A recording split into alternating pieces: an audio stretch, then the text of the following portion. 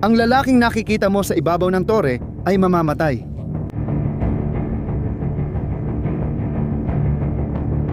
Ngunit bago siya mamatay, gagawa siya ng isang bagay na hindi dapat kailangang gawin ng sundalo sa gitna ng digmaan.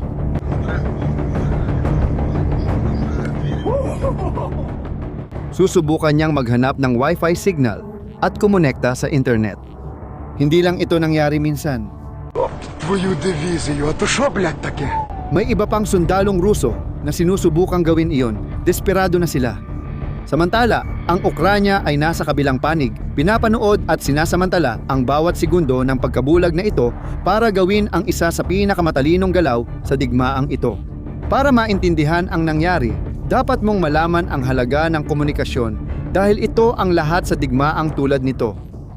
Kung wala ito, hindi mo alam kung nasaan ang kalaban. Hindi mo magagabayan ang mga drone. Hindi mo makokoordina ang isang atake. Hindi mo rin mahihingi ang backup. Para kang naglalaro ng chess sa dilim. Sa puntong iyon, malinaw na lamang ang Ukranya. Ang Starlink ang serbisyo ng internet gamit ang satellite na ginawa ng kumpanyang SpaceX na pagmamay-ari ng negosyanteng Elon Musk. Sa halip na umasa sa mga kable o tore ng transmission na maaaring masira, gumagana ito gamit ang libu-libong maliliit na satellite na mabilis umiikot malapit sa ibabaw ng mundo. Ang resulta ay isang mabilis, matatag at sobrang hirap pabagsakin na internet.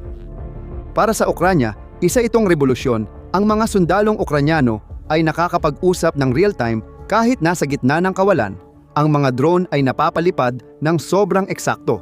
At ang mga pag-atake ay nako-coordinate ng may kahusayan na kakaunti lang sa mga hukbo sa mundo ang may ganito. Pero pagkatapos nangyari ito, isang bagay na walang sinuman ang inaasahan. Napansin ng mga puwersang Ruso ang ginagawa ng Starlink para sa kalaban at nagpasya silang gusto rin nila nito. Pero may problema, hindi nagbebenta ang SpaceX sa Rusya at malinaw na ipinagbabawal ng mga tuntunin ng paggamit ng Starlink ang paggamit ng mga terminal sa mga opensibong operasyon. At ang Rusya ay nasa maling panig ng digmaang ito, ayon sa kahit anong pamantayan na gamitin mo. Pero di nito napigilan ang mga Ruso. Ang nagsimulang mangyari mula noong 2023 ay isang tahimik at sistematikong eskema ng pagpupuslit. Nagsimulang makapasok sa Rusya ang Starlink terminals gamit ang lihim na ruta mula gitnang Asya at Persian Gulf. Napupunta ito sa mga unit ng militar ng Rusya, nagbabayad ng kahit magkano para sa access sa signal na ito. At gumana ito. Naniwala ang Rusya na magagamit nila ang teknolohiya ng kalaban ng walang konsekwensya at maaari silang umasa sa serbisyong Amerikano para labanan ang kanluran. Na walang makakapansin o kahit may makakita, wala ring gagawin. Ito ang pinakaunang at pinakamahal na pagkakamali. Ilang buwan nang gumagamit ang tropang Ruso sa frontline ng smuggled na Starlink terminal para mag-coordinate ng atake, gumabay ng drone at panatilihin ang chain of command. Natagpuan ang mga terminal sa armored na sasakyan, drone at improvised command post. Alam ito ng Ukranya. Ilang buwan nang nagbababala ang mga autoridad ng Ukranya na ang mga tropang kalaban ay, sa kanilang mga salita, tahimik na gumagamit ng Starlink para mag-operate. Pero narito ang tanong, alam nila ito? Ano ang magagawa ng mga Ukranyano? Dito na nagbabago ang takbo ng kwento. Sa isang punto, bandang huli ng 2025, nagkasundo ang SpaceX at ang pamahalaang Ukranyano. Magpapatupad ang SpaceX ng whitelist system, isang listahan ng pahintulot. Simple lang ang ideya. Tanging ang mga terminal na nakarehistro at aprobado para sa paggamit ng Ukranya ang magpapatuloy na gumana. At lahat ng iba pa ay automatikong ibablock. Isang teknikal na desisyon ito, isang linya ng code sa server sa California. Pero malaki ang naging pinsala sa Rusya sa labanan. Noong unang araw ng Pebrero, 2026, inactivate ng SpaceX ang sistema at namatay ang mga screen ng Rusya. Hindi unti-unti, hindi dahan-dahan, kundi biglaan, mga 70% ng mga unit ng Rusya sa frontline ay nawalan ng konektibidad na ginagamit nila para mag-operate. Noong sandaling iyon, lumitaw ang tanong na walang may alam ng sagot. Gaano katagal bago makabawi ang Rusya at ano ang gagawin ng Ukranya sa panahong iyon? Isipin mo kung ano ang ibig sabihin nito sa aktual na sitwasyon. Isang sundalo na nagmamando ng drone gamit ang isang Starlink terminal ay biglang nawala ng signal, nawala ng kontrol ang drone at kinansela ang pag-atake.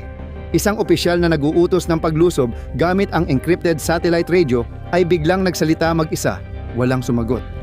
Naputol ang chain of command, isang buong unit na umaasa sa real-time na komunikasyon para makausad ng sabay-sabay. Biglang nasa dilim, hindi alam kung ano ang ginagawa ng ibang mga unit, hindi makapagkoordina, hindi makakilos ng maayos. Sinubaybayan ni Serhiy Bezkresnov, tagapayo ng Ministry ng Depensa ng Ukranya, ang nangyari sa real time. At gumamit siya ng isang partikular na salita para ilarawan ang sitwasyon ng kalaban, at ang salitang iyon ay sakuna.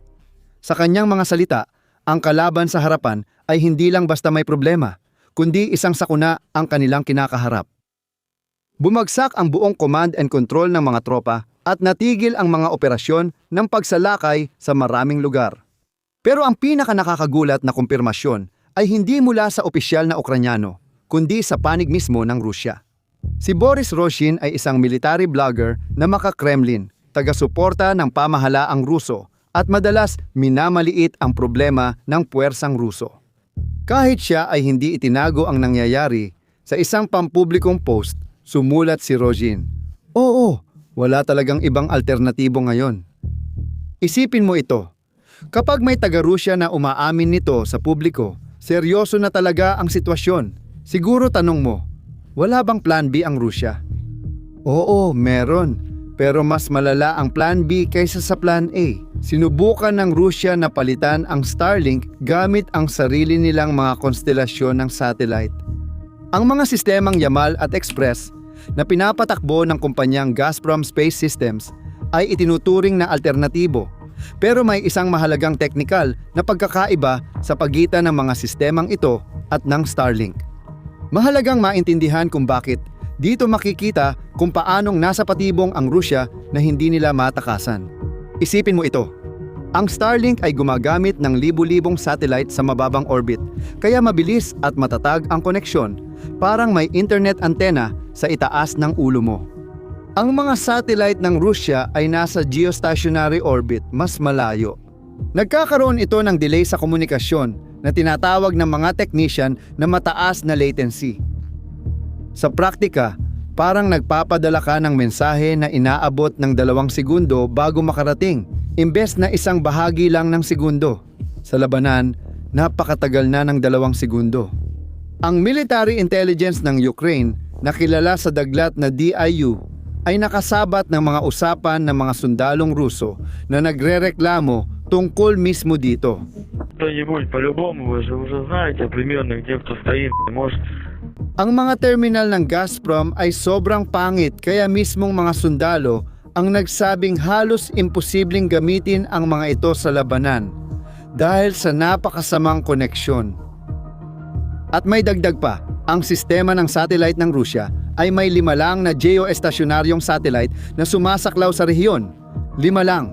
Isipin mo kung ano ang ibig sabihin nito. 5 satellite para sumaklaw sa daan-daang kilometrong linya ng labanan na may 10,000 sundalong sabay-sabay nangangailangan ng signal ay parang pagsusupply ng tubig sa buong lungsod gamit ang garden hose.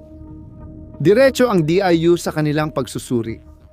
Hindi sapat ang bilang na yan para sumaklaw sa ang buong linya ng labanan, at ang kapasidad na meron ay pangunahing ginagamit para sa mga sibilyang subscriber sa loob mismo ng Rusya. Dagdag pa rito, ang operator ay nasa ilalim ng mga internasyonal na sanksyon mula pa noong Pebrero ng 2024, kaya mas lalong naging mahirap ang anumang pagtatangka na i-update o palawakin ang sistema. Sinimulan na rin ng Rusya ang pagsubok ng isang plataporma ng komunikasyon gamit ang mga estratosperikong lobo na tinatawag na Barashum. At may ambisyosong plano itong maglunsad ng sarili nitong konstelasyon ng 300 satellite.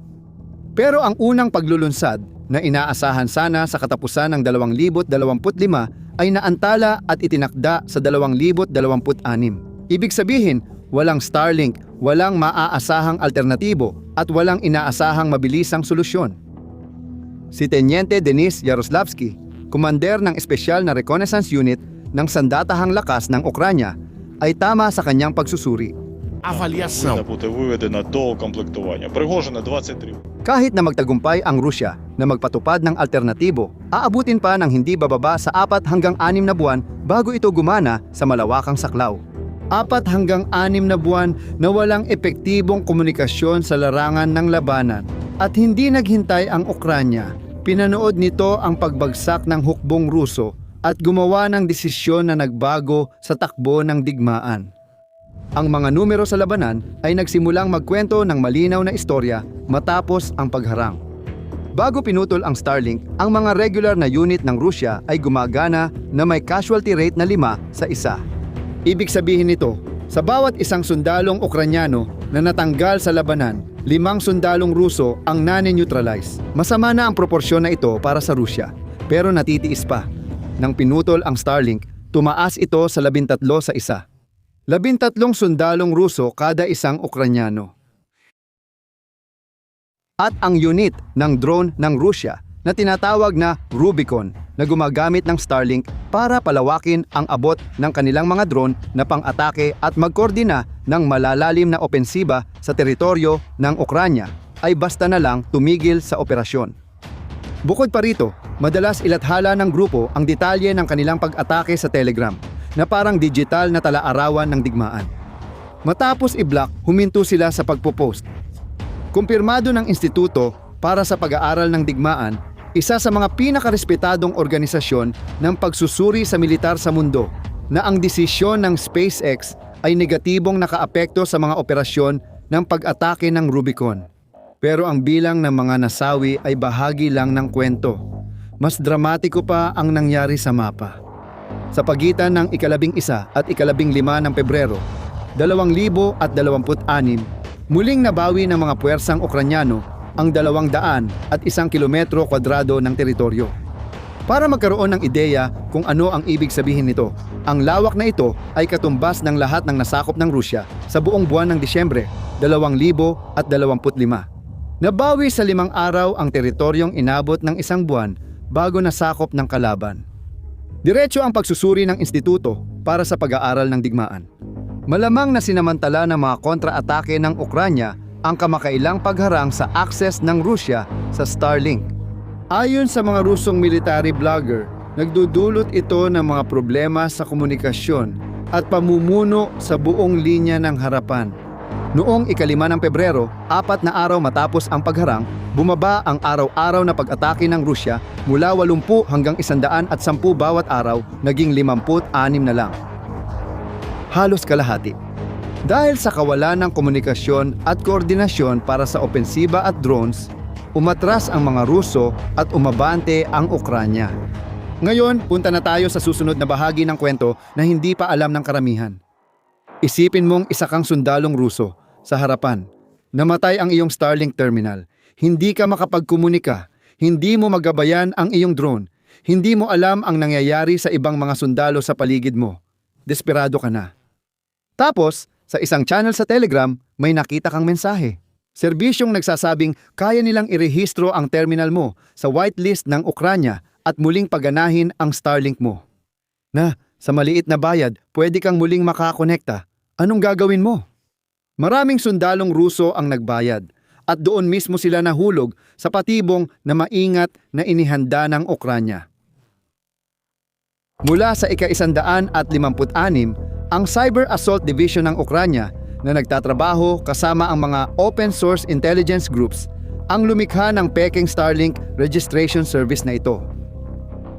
Nagtayo sila ng isang network ng mga channel at bot sa Telegram. Ginawa nilang mukhang lehitimo at gumawa pa ng pekeng pampublikong kontrobersya sa isa sa mga channel para magmukhang kapani-paniwala ang operasyon at naghintay sila. Lumitaw ang mga sundalong Ruso. Para mairehistro ang terminal, kailangan nilang magbigay ng ilang impormasyon, ang identification number ng terminal, ang numero ng satellite dish, ang Starlink account number, at ang coordinates ng lokasyon, latitude at longitude. Ibinigay nila lahat. Sa pagtatapos ng operasyon, nakalikom ang Ukranya ng 1,420 talaan na may eksaktong datos ng mga Rusong Starlink terminal at ang kanilang mga lokasyon sa larangan ng labanan.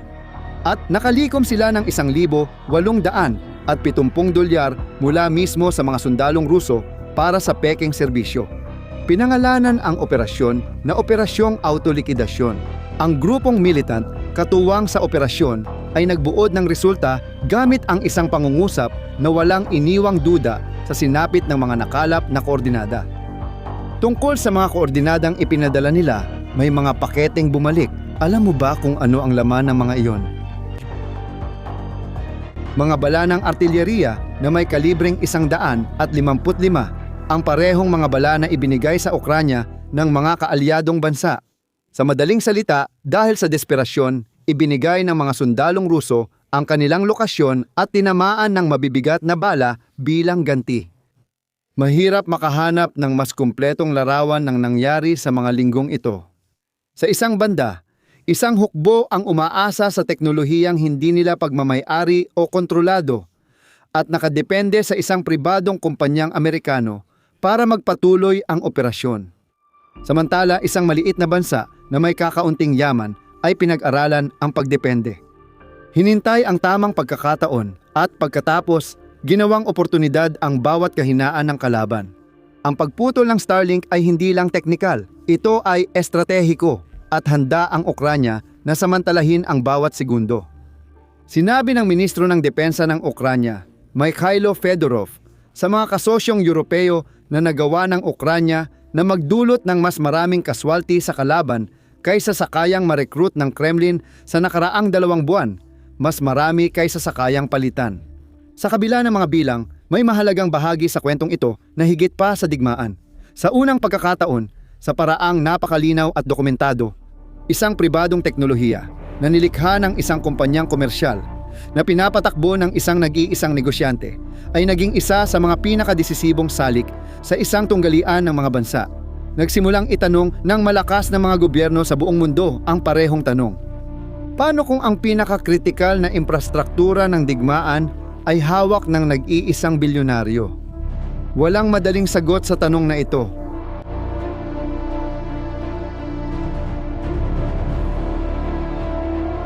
Pero ang ipinakita ng kwento noong Pebrero ng 2026 ay na ang tanong na ito ay hindi na haka-haka. Ito ay totoo na. Ginamit ng Ukranya ang katotohanan ito ng mas mahusay kaysa inaasahan ng lahat. Ang lalaking iyon sa tore ay umakyat kahit alam niyang maaaring mamatay. Dahil desperado siya at ang hukbong kinabibilangan niya ay itinayo ang digmaan sa pundasyong hindi nila kontrolado. Nang pumili ang Kremlin sa pagitan ng pagprotekta sa sundalo o pag-amin ng malaking estratehikong pagkakamali, malinaw ang kanilang desisyon. Naiwan sa dilim ang mga sundalo. Sa loob ng 15 araw, nabawi ng Ukranya ang katumbas ng isang buwang pagsulong ng Rusya. Hindi dahil sa dami ng tangke o sundalo, kundi dahil sa isang whitelist sa server sa California at libu-libong koordinada na voluntaryong ibinigay ng kalaban kapalit ng $5 bawat isa. Ngayon, gusto kong malaman ang iniisip mo. Kung leader militar ka ngayon, ipagkakatiwala mo ba ang komunikasyon sa digmaan sa pribadong kumpanya? O baka naman masyadong delikado yon? Ilagay ang sagot sa komento. Kung napaisip ka ng video na ito, ibahagi mo ito sa iba at kung hindi ka pa nakasubscribe sa channel, gawin mo na ngayon. Hanggang sa susunod na video.